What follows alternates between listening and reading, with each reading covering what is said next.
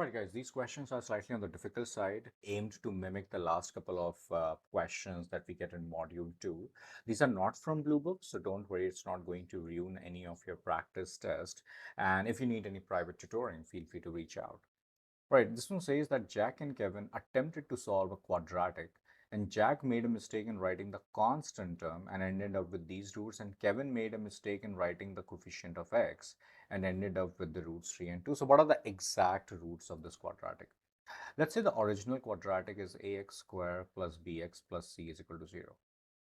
Now, when Jack wrote, he messed up with the constant term. So maybe he wrote ax squared plus bx plus probably p equal to 0 and got the roots as 4 comma 3. And Kevin made a mistake in writing the coefficient of x, and maybe he wrote ax squared plus qx plus c equal to 0 and he got the roots as 3 and 2. Now, the concept that is super helpful in this case is the formula for sum of roots and the product of roots. We know that the sum of roots formula is given by negative b over a, and product of the roots is c over a. Now, don't you think for Jack, even though he wrote the constant term incorrect, but still the sum of roots will still be same because the b and a are not changing. So whatever is the sum of these two, which is 4 plus 3 is 7, that is definitely going to be same. So we are looking for an option that adds up to give 7. Clearly, these two are ruled out. And likewise, the product is given by C over A, and C and A values are not changing for Kevin.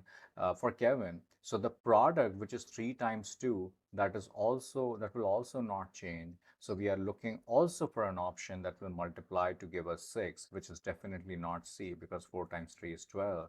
The correct choice is A. Right. This one says that the speed of a railway engine is 42 kilometer per hour when no compartment is attached, and the reduction in the speed is directly proportional to the square root of the number of compartments attached. All right, so remember, they are saying that the reduction is proportional. So the reduction is proportional to the square root of the number of compartments, something like that. So if we remove the proportionality sign, we will get a constant. So it will look like k times square root of n. So the speed is going to be obviously 42 minus k times square root of n because this much is the reduction. Now they are saying that the speed of the train carried by this engine is 24 when 9 compartments are connected. So in a way, they are giving us a point on this equation, right? They are saying that when n value is 9, speed is 24. So replacing speed with 24 and n with 9, we are going to get 24 is equal to 42 minus square root of 9 is 3. So that will be 3k. 24 minus 42 is negative 18. Negative 18 is equal to negative 3k. This means that dividing both sides with negative 3, I got the value of k as 6, which means that the speed equation is something that I have now. Speed s will be given by 42 minus 6 root n. Now they are saying that what are the maximum number of compartments that can be carried by this engine. So obviously the maximum value will be just before it becomes 0. The speed becomes 0, right? Let's find when is the speed 0. The speed will be 0 when 42 minus 6 root n is 0, which means that 42 is equal to 6 root n. Dividing both sides with 6, I have 7 is equal to root n, which means that 49 is n. So if the number of compartments are 49, speed will become 0. So it doesn't make any sense. I mean, it won't be able to carry anything. So the maximum is 48, not 49. Be careful here because the 48 is the maximum which that it can carry and also obviously travel. So 49 is the answer. Okay, a cow is tethered at point A by a rope, and neither the rope nor the cow is allowed to enter the triangle ABC. Now, BAC, the back, is given as 30 degrees. So the back is 30 degrees. And the length of A, as in, they are just saying that length of AB and length of AC. So AB and AC are both equal. That's pretty interesting. 10, 10 each. What is the area that can be grazed by the cow if the length of the rope is 8 meters. So in other words, the cow is over here and there is a rope of 8 meters. Obviously, if allowed, cow will graze this entire thing, right? This circle. But remember that this portion is not allowed. The cow is not allowed to enter in this portion. So this is just a fancy way of asking that what is the circle area minus the shaded area, because that's the area that the cow can graze, right? The circle's area is pi r square. So area of the circle will be pi r square. So that's going to be 64 pi. And what is the area of this shaded piece, which is called as a sector? The area of the sector formula is given by half r squared theta. Mind it, theta should be in radians. So it will be half, and don't be mistaken, the r is not 10 because we are just looking for this much sector, right? This has a length of 8 units, not 10. 10 is all the way. That's not relevant for us. So half of 8 square times theta, like I said, 30 should be converted into radians. So we have to multiply with pi over 180. 0, 0 is gone. If I calculate using a calculator, this will come out as 32 over 6 and pi remains as it is. We have to find the remaining area, of course, as we already said earlier. So it will be 64 pi minus 32 over 6 pi. Pi is taken as a factor, and we are just going to type that. Either you can do it manually or type this in Desmos, honestly. I hope you know how to simplify this in Desmos. If not, feel free to post a comment. I'll explain that. So if you do using Desmos, you will get 176 over 3 and the pi remains as it is. This is the remaining area, which is definitely option D. Right, I hope this makes sense. Right, about geometry here.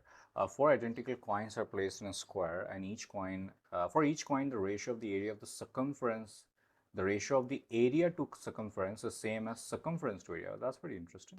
Then find the area of the square that is not covered by the coins. All right. First, let's see what they want from us by the statement that area to circumference. What is the area of a circle? Pi r square. What is the circumference of a circle? 2 pi r. They are saying this is same as circumference of a circle to area of a circle. Pretty interesting. Pi is gone. R square over r is just r. So r over 2 is equal to pi is gone. 2 over r. So r square will be equal to 4 using cross multiplication. So r is 2. Well, that's just a fancy way of saying that the radius is 2. Okay, excellent. If the radius is 2, can we agree that this much is 2? So can we agree that this is also 2? So can we agree that this is 4 and this is also 4? So can we agree that the side of the square is 8? So this is 8, this is 8. So what is the area of the square? It is 8 square, of course, which is 64. And what is the area of circles, 4 circles? It will be 4 times area of one circle. And an area of one circle is pi r square. The radius is 2, right? So this will be 2 squares, 4, 4 times 4 is 16, so 16 pi. So the remaining area that remains will be equal to the total area, that is 64, minus the area of the circle, that is 16 pi. So 16 taken out, this will be 4 minus pi. 16 times 4 minus pi, this is option C. Right, and this one says that ABCD is a square, so this is a square, and BCE is an equilateral triangle. BCE is an equilateral triangle. What is the measure of deck? DEC, what is the measure of this? All right. First off, if this is a square, then if this is x, this is x, this is x, this is x, and since BCE is equilateral, equilateral means all sides are equal, so this is also x and this is also x.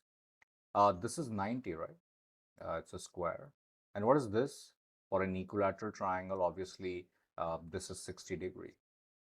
Now let's draw the DCE separately. So DCE right now looks something like this. DCE.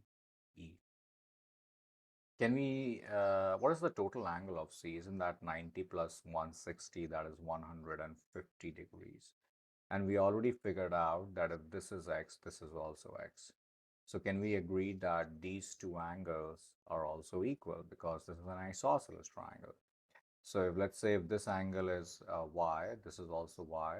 So y plus 180, 150 is 180. So 2y is 30, which means that y is 15. So the correct answer for DEC is just 15. But I hope you liked this video. If you did, please like and subscribe, support the channel. And if you need tutoring, feel free to reach out. Thank you.